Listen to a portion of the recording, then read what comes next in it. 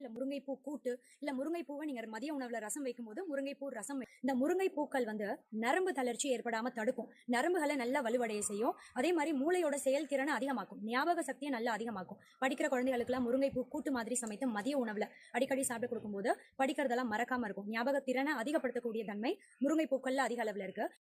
புரத சத்து மட்டும் கிடையாது, vitamin B1, B2, B3, vitamin C அப்படின்ற ஒரு முக்கியமான ஊட்டச்சத்து நம்ம உடம்புல நோய் எதிர்ப்பு தன்மையா நல்லா அதிகமாக்கக்கூடிய ஒரு ஊட்டச்சத்து.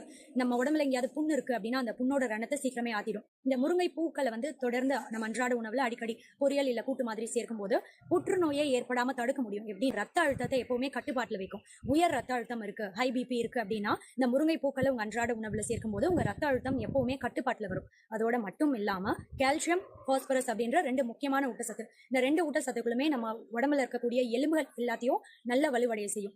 எலும்பு சம்பந்தப்பட்ட வியாதிகள், எலும்பு தேய்மானம், ஆஸ்டியோ ஆர்த்ரைட்டிஸ், ஆஸ்டியோபோரோசிஸ் மாதிரி